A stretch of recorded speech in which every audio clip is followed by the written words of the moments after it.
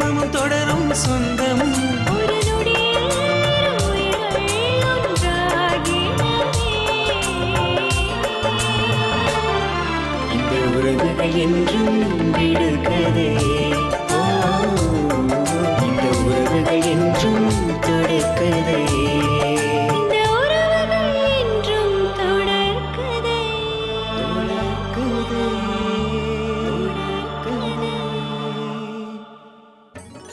அப்பா என்னப்பா கேட்டரிங்ல மெனு கேட்டாங்க, என்னென்ன பண்ணலாம்?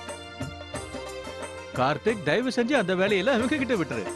இந்த கல்யாண பொறுப்பெல்லாம் இவங்களோடதுதான். ஆமா கார்த்திக், நாங்களே கலந்து பேசி முடிவு பண்ணிக்கிறோம். அதெல்லாம் அப்புறமா பாத்துக்கலாம். முதல்ல இந்த இன்விடேஷனை பார்த்து செலக்ட் பண்ணுங்க. சரிங்க. பெரியப்பா பெரியம்மா, நாங்க எல்லாரும் இந்த கார்டை செலக்ட் பண்ணிருக்கோம். நீங்களும் ஒரு முறை பாத்துருங்க. உங்களுக்கு பிடிச்சதுன்னா ஓகே சொல்லுங்க, அதையே பிரிண்ட் பண்ணிடலாம். இதெல்லாம் என்கிட்ட ஏன்பா கேக்குற? உங்க பெரியமா கிட்டே நீயே கேட்டுக்க. அவளுக்கு எது பிடிச்சிருக்கோ அது எனக்கும் ஓகே தான்.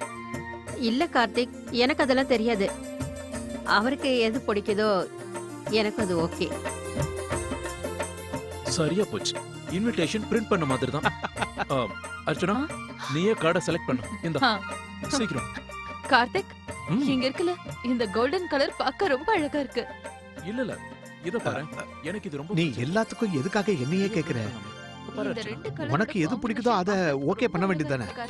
அது மட்டும் இல்லாம உனக்கு எது பிடிக்குதோ அதான் எனக்கும் பிடிக்கும். இல்ல, உங்க விருப்பம் தான் ரொம்ப நல்லா இருக்குங்க. இல்ல இல்ல இல்ல இல்ல இல்ல, உனக்கு எது பிடிக்குதோ அதான் எனக்கும் பிடிக்கும். ஆனா இந்த விஷயம் எல்லாம் உங்களுக்கு தானே நல்லாவே தெரியும். ஒருவேளை எனக்கு பிடிச்சது உங்களுக்கு பிடிக்கலன்னா என்ன செய்ய? இது வெறும் கார்டு தானே. நீ மாப்பிளைய பார்த்து ஓகே சொல்ற மாதிரி சொல்ற. இங்க பாருங்க, கடந்த 35 வருஷமா உங்களுக்கு பிடிக்காததை எனக்கு பிடிச்சிருக்குன்னு நான் சொல்லியிருக்கேனா? இத்தனை வருஷமா எல்லாம் உங்க விருப்பப்படித்தானே நடந்தது. இப்ப மட்டும் என்னங்க? எப்ப பார்த்தாலும் என்னுடைய விருப்பத்தையே கேட்டுக்கிட்டு இருந்தா அப்புறம் உன் விருப்பத்துக்கு என்னதான் மதிப்பு இருக்கு?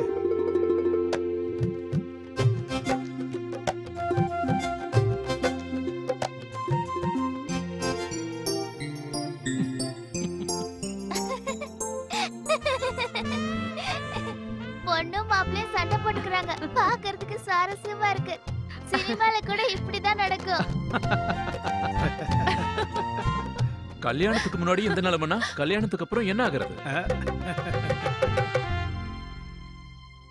சரி வச்சிடுறேன். ஒரு வழியா இந்த வேலையும் முடிஞ்சிருச்சு. சரி, அப்ப வேற என்ன வேலை பாக்கி இருக்கு? வேற எந்த வேலையும் இல்லம்மா. இது நம்ம எல்லாருக்கும் கொடுக்க வேண்டிய கிஃப்ட்ஸும் புடவையும் கல்யாணத்துக்கு தேவையான சீர்வரிசை எல்லாத்தையும் சுகன்யா எடுத்து வச்சுட்டா. கல்யாணத்துக்கு நம்ம கொடுக்க வேண்டிய நகை மட்டும்தான் பாக்கி. அக்கா, அந்த வேலையை முடிச்சிருந்தா நல்லா இருந்திருக்கும். இருக்கிறதுலயே அதான் பெரிய வேலை. இல்ல சுகன்யா, இதெல்லாம் ரொம்ப சின்ன வேலைதான். சீக்கிரமா பண்ணிடலாம். இன்னைக்கு கடைக்காரரை வர சொல்லிருக்கேன். நிறைய டிசைன்ஸ் கொண்டு வந்திருக்காராம். பார்த்துட்டு நம்ம செலக்ட் பண்ண வேண்டியதுதான். ஆமாமா, நினைச்சு பார்க்கும் போதே ரொம்ப சந்தோஷமா இருக்கு. இந்த கல்யாணம் எவ்வளவு சூப்பரா நடக்க போகுது பாருங்க. ஆமா, நானும் இத பத்தி தான் யோசிச்சுக்கிட்டு இருந்தேன். ஆனா இந்த கல்யாணம் ரொம்ப இன்ட்ரெஸ்டிங் ஆனதுல இந்த ஐடியா எனக்கு ரொம்ப பிடிச்சிருக்கு. உங்களுக்கு ஒரு விஷயம் தெரியுமா?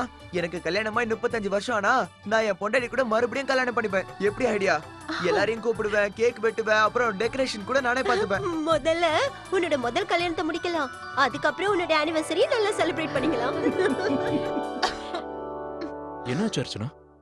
ஐஸ்கிரீம் சாப்பிட்டல, தொண்டை வலிக்குது. ஏதாவது மருந்து எடுத்துக்கிட்டியா? இல்ல, இனிமேதான் எடுத்துக்கணும். சரி, இரு எடுத்துட்டு வரேன்.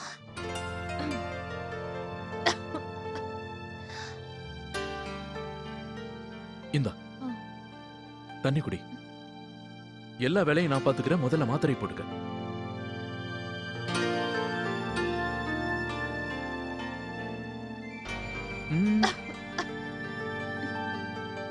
நக்ஷ நான் பாத்துக்க மாட்டேனா?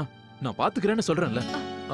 அவனுக்கு துணி எல்லாம் மாத்திடுறேன், பெட் அரேஞ்ச் பண்றேன், தாலாட்டும் பாடிடுறேன். நீ எதுவும் பேசாம ரெஸ்ட் எடுத்தா போதும். என்னாச்சு? ஏதாவது வேணுமா? இல்ல. நீ சொல்றது எனக்கு எதுவுமே புரியல அர்ச்சனா. அப்ப பேசு, என்னன்னு சொல்லு. Love you. என்ன? I love you. நீ இருக்கியே. வந்தனா, கார்த்திக் போன் பண்ணியிருந்தாரு. வந்தனாவை ஒரு 2 நாள் லீவ் போட சொல்லுங்கன்னு சொன்னாரு. அப்பதான் ஃபங்க்ஷன்ல நல்லா என்ஜாய் பண்ண முடியும்னாரு. சூர்யா, எனக்கும் அதே ஆசைதான். எந்த சடங்கையும் மிஸ் பண்ண கூடாதுன்னு. ஆனா என்ன பண்ணனா? இத உன்கிட்ட கொடுக்க சொல்லி யாரோ ஒருத்தர் கொடுத்துட்டு போனாரு. அப்படியா? ஒரு வேளை அனனியோட ஃப்ராக்கா இருக்கும்னு நினைக்கிறேன். இருங்க பாக்குறேன். வந்தனா நேத்து ஆர்டர் கொடுத்தியா அந்த ட்ரெஸ் தானே இது? ஆமாங்க.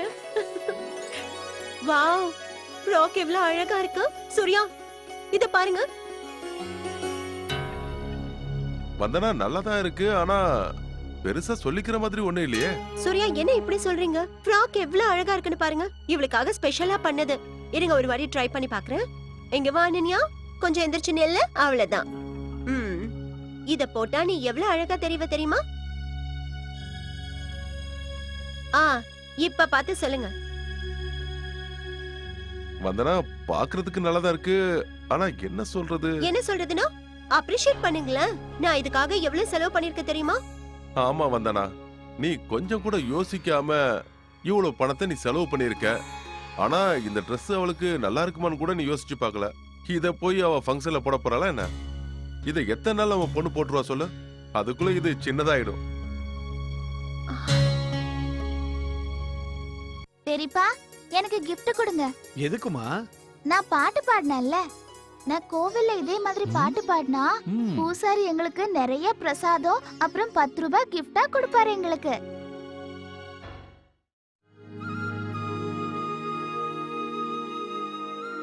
கடவுளே, நான் எப்போ இங்கே இருக்கிற மாதிரி நீதான் எனக்கு எப்படியாவது உதவி செய்யணும். என்னை பத்தி தான் உனக்கு நல்லா தெரியும்ல. ப்ளீஸ் கடவுளே, இந்த வீட்டை விட்டு நான் எப்பவுமே போக கூடாது. ராஜசேகர், சொல்லுங்கண்ணா. சின்ன வயசுல அர்ச்சனா இப்படிதானே எழுந்திருப்பா?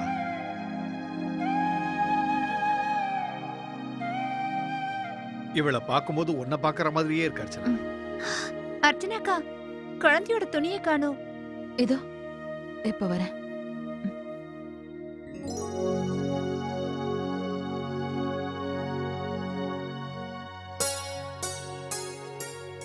பெரியப்பா, எனக்கு gift கொடுங்க. எதுக்குமா? நான் பாட்டு பாடினேன்ல, நான் கோவில்ல இதே மாதிரி பாட்டு பாடினா பூசாரி எங்களுக்கு நிறைய பிரசாதம் அப்புறம் 10 ரூபாய் கிஃப்டா கொடுப்பாரு எங்களுக்கு.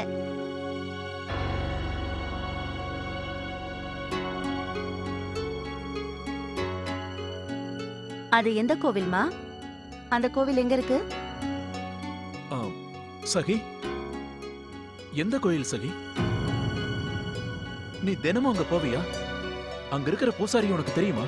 சொல்லு சகி, ஏதாவது தெரிய வாய்ப்பு இருக்கு. இல்ல முன்னா, அந்த கோவில் எங்க இருக்குன்னு எனக்கு தெரியாது.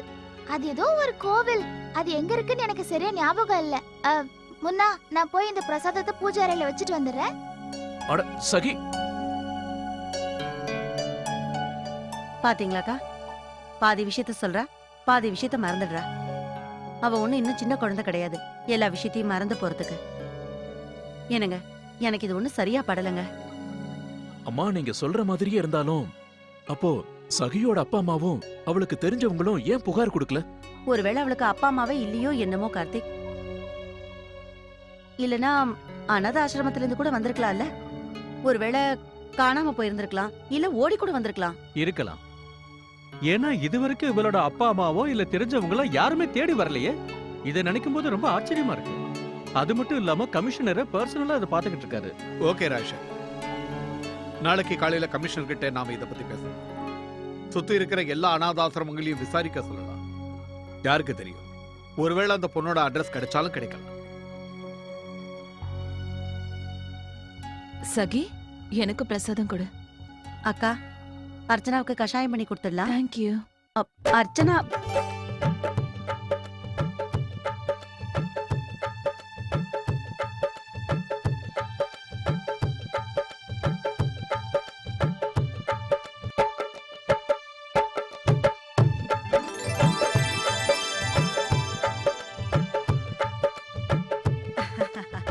ஜெய்மா ஜெகதம்பா. வணக்கம் வணக்கம் வணக்கம். உங்க எல்லாருக்கும் இந்த சங்கரியோட சார்பா மனமார்ந்த வாழ்த்துக்கள். உனக்கு தூரத்து உறவுக்காரங்களை எல்லாம் மறந்து போயிடுச்சா என்ன?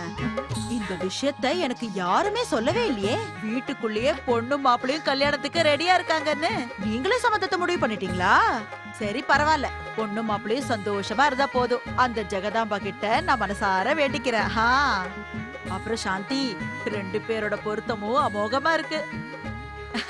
நான் ஒண்ணு சொல்லட்டுமா? இந்த மாதிரி ஒரு ஜோடியை யார் நினைச்சாலும் அமைக்கவே முடியாது. ஆமா. என்ன நினைக்கிட்டு சும்மா வேடிக்கை பாக்குறீங்க? ஆரம்பிங்க. அப்படிதான்.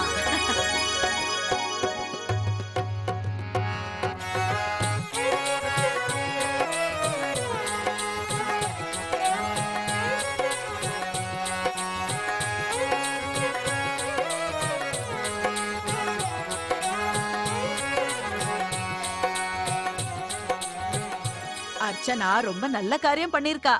விருந்தாளிங்க எல்லாம் தான் வந்திருக்காங்கன்னு நான் நினைச்சேன். Excuse me, attention please. கேளுங்க கேளுங்க கேளுங்க. இன்னில இருந்து இந்த வீட்டோட மாப்பிள்ளை நான் தான். Relax relax. அதுவும் பெரியம்மாவுக்கும் பெரியப்பாவுக்கும் கல்யாணம் ஆகிற வரைக்கும் தான். விஷயம் என்னன்னா, நான் நந்தினி லட்சுமி 3 பேரும் இந்த வீட்டுல தான் இருக்க போறோம். அதுவும் எதுக்குன்னா, நிகில் வேற ஆபீஸ் விஷயமா பிஸியா இருக்காரு. அதனால அவர் சார்பா எல்லா வேலையும் நான் தான் செய்ய வேண்டியதா இருக்கும். நம்ம எல்லாரும் செய்ய வேண்டிய வேலையெல்லாம் பாதி பாதியா பங்கு போட்டுக்கலாம். அப்போதான் சரியா இருக்கும். ராஜசேகர் அண்ணா, நான் ஆபீஸ் கிளம்புறேன். காவேரி, கொஞ்சம் எல்லாத்தையும் எடுத்து வைக்கிறியா? சரிங்க. ஒரு நிமிஷம். நான் உங்க எல்லார்கிட்டயும் ஒண்ணு சொல்லணும். உங்களுக்கு எல்லாம் தெரியாதா? கல்யாணத்துல ரொம்ப முக்கியமான விஷயம் ஒண்ணு இருக்கு. மாப்பிள்ள வேலைய பகிர்ந்துக்கிறது மட்டும் சொன்னீங்க. ஆனா இன்னொரு விஷயம் இருக்கே, அதுதான் இருக்கிறதுல ரொம்ப முக்கியம். கல்யாணத்துக்கு முன்னாடி பொண்ணும் மாப்பிள்ளையும் ஒன்னாவே இருக்க கூடாது, தெரியுமா?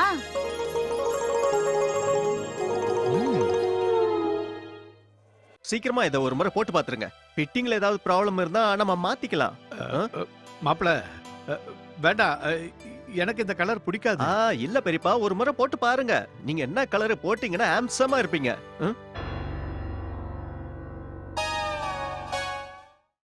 சங்கரி, என்ன இது? குழந்தைங்களோட சேர்ந்து நீயும் குழந்தையாவே மாறிட்டியா? என்ன இப்படி சொல்லிட்டீங்க? இந்த சங்கரி ஒன்னும் குழந்தை இல்ல. உங்க எல்லார விடவும் நான் தான் பெரியவ. நம்ம வழக்கப்படி என்ன செய்யணுமோ அததான் நான் சொன்னேன். நான் என்ன இப்ப தப்பாவா சொல்லிட்டேன்? ஆமா பெரியப்பா, சங்கர் என்கிட்ட கரெக்டா தான் சொல்றாங்க. சம்பிரதாயப்படி எல்லாம் நடக்கிறப்போ இதுவும் அப்படித்தானே நடக்கணும். ஆமா, ரஷ்மி சொல்றதும் சரிதான். இவ்வளவு பாத்தீங்களா? அம்மா, இவங்க 2 பேரையும் பிரிக்க வேண்டாம்னு எனக்கு தோணுது. கூட இருந்தா தானே நல்லா இருக்கும். திடீர்னு நாம இவங்களை பிரிச்சா அதுக்கப்புறம். அட பொறுமையா இரு அர்ச்சனா, அதெல்லாம் ஒண்ணும் ஆகாது. உனக்கு தெரியாதா? பெரியவங்க என்ன சொல்லிருக்காங்க? விலகி இருந்தாதான் காதல் ரொம்ப அதிகரிக்கும். அத நல்லா புரிஞ்சுக்கோ. கார்த்திக் தம்பி, ஒரு பையன் வந்து இத கொடுங்க. கார்டு வந்துருச்சுன்னு நினைக்கிறேன். ஹை, வெட்டிங் கார்ட்ஸ் வந்துருச்சா? அதுக்குள்ள ரெடி ஆயிடுச்சா? கார்த்திக், எப்படி வந்திருக்குன்னு பாருங்க.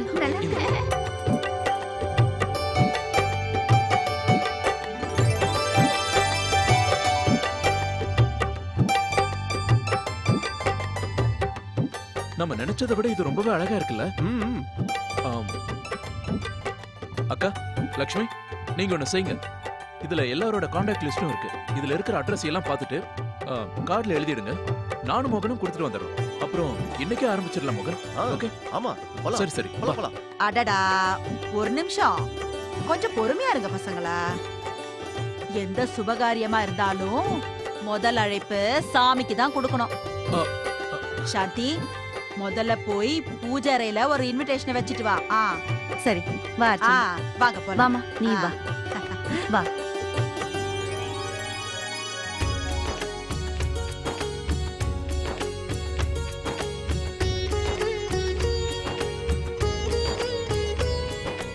அர்ச்சனா, சாமி கூட கல்யாணத்துக்கு வருமா?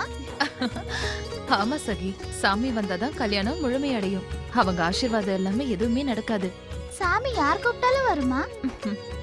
ஆமா, உண்மையான மனசோட யார் கூப்பிட்டாலும் அவங்க நிச்சயமா வருவாங்க. அப்போ இதே மாதிரி ஏதாவது விசேஷம் இருந்துச்சுன்னா நானே என் கையால சாமிக்கு இன்விடேஷன் வச்சு வரவேற்பேன். சரி, இப்ப நீ கண்ணை மூடி கையெடுத்து கும்பிட்டு சாமி கிட்ட நல்லா வேண்டிக்கணும். பெரியம்மா பெரியப்பாவை ஆசீர்வாதம் பண்றதுக்கு அவங்க நிச்சயம் வரணும்னு.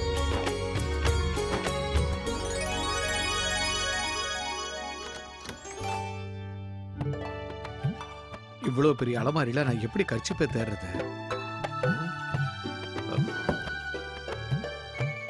இந்த பசங்க பண்றது அநியாயமா இப்படி பிரிச்சுட்டாங்களே.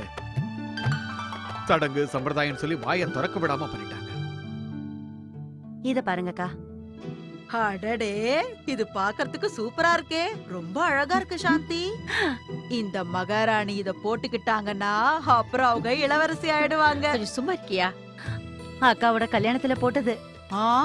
அப்படியா? அப்புறம் சங்கரிக்கா, எனக்கு என்ன தோணுதுன்னா மெஹந்திக்கு அப்புறம் மத்த சடங்குக்கு எல்லாம் புது நகை பண்ணலாம்னு தோணுது. சரியா சொன்ன சாந்தி. இப்பெல்லாம் எந்த கலர்ல ட்ரெஸ் போடுறாங்களோ அந்த கலர்ல தான் நகை போடுறாங்க. இத பாருங்க, அக்கா கிட்ட ஒரு சிகப்பு கலர் புடவை இருக்கு. அதுக்கு இந்த டிசைன் போட்டாலும் இல்ல இது போட்டாலுமே அழகா இருக்கும். என்ன சொல்றீங்கக்கா? அக்கா, உங்களுக்கு எது பிடிச்சிருக்குன்னு சொல்லுங்க. நான் அப்புறமா பாத்துக்கிறேன். என்னாச்சுக்கா, ஏதாவது யோசனை பண்ணிட்டு இருந்தீங்களா? இல்ல இல்ல, அங்க அவரு கொஞ்சம் டென்ஷனா இருப்பாரு. அவருக்கு முன்னால வச்சிருக்கிற பொருளையே அவர் பார்க்க மாட்டாரு. ஆபீஸ்க்கு போகும்போது தேவையானதை எடுத்து கொடுக்கலன்னா டென்ஷனா இருப்பாரு. நான் ஒரே நிமிஷத்துல அட இருமா, சும்மா காரணம் எல்லாம் சொல்லாத. கல்யாணத்துக்கு முன்னாடி பொண்ணும் மாப்பிளையும் ஒருத்தர் பாத்துக்கவே கூடாது. சொன்னா புரிஞ்சுக்கணும். இந்த வேலையெல்லாம் வேற யாராவது பண்ண சொல்லு.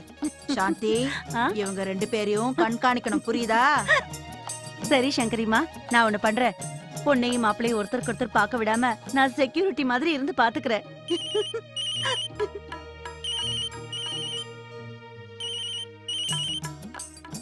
வீட்ல இருந்து யார் போன் பண்றாங்க?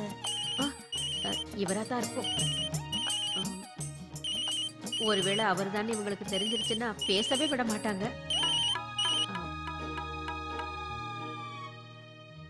எப்படி இருக்கீங்க கமலா? என்னது கமலாவா? காவேரி, நான் தான் பேசுறேன். நான் தான். உங்க குரல் எனக்கு தெரியாதா? என்ன இப்படி சொல்றீங்க? என் நிலைமை ரொம்ப மோசமா இருக்கு. என் கர்ச்சீஃப் கூட கிடைக்க மாட்டேங்குது. ராத்திரியில தூக்கம் வரது இல்லையா? வயசாயிடுச்சுனாலே அப்படித்தானே இருக்கும். நீங்க ஒண்ணு செய்யுங்க, நல்ல காட்டன் புடவையே எடுத்துக்கட்டுங்க.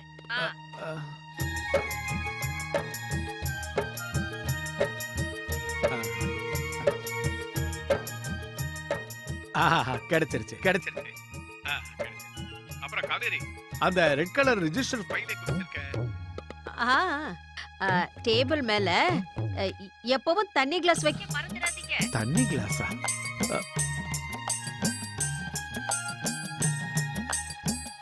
தண்ணி கிளாஸ்க்குள்ள எப்படி ரெஜிஸ்டர் இருக்கும்? இல்ல இல்ல, அது மேஜ மேல இல்ல, மேஜுக்குள்ள இருக்கு. சரி சரி, புரிஞ்சிருச்சு.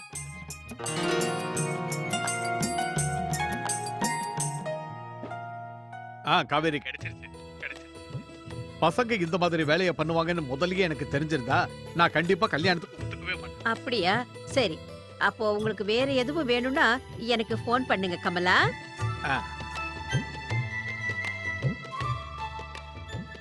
பெரியப்பா, உங்க ஷேர்வாணி வந்துடுச்சு. இங்க பாருங்க, நல்லா இருக்குல்ல? அப்புறம் சீக்கிரமா இதை ஒரு முறை போட்டு பாத்துருங்க. ஃபிட்டிங்ல ஏதாவது ப்ராப்ளம் இருந்தா நம்ம மாத்திக்கலாம். மாப்பிள, வேண்டாம், எனக்கு இந்த கலர் பிடிக்காது. இல்ல பெரியப்பா, ஒரு முறை போட்டு பாருங்க. நீங்க என்ன கலர் போட்டீங்கன்னா ஹேண்ட்ஸமா இருப்பீங்க.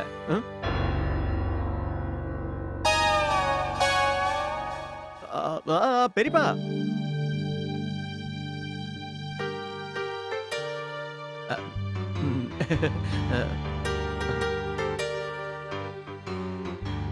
பெரியப்பா, ஒரு தடவை போட்டு பாருங்க.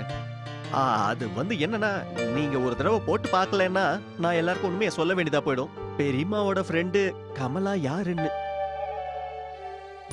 என்ன பெரியப்பா, ஒரே வீட்ல ஒரே போன்ல 2 லைன்ல பேசுறாங்க. ஷெர்வானிய போட்டு பாருங்க.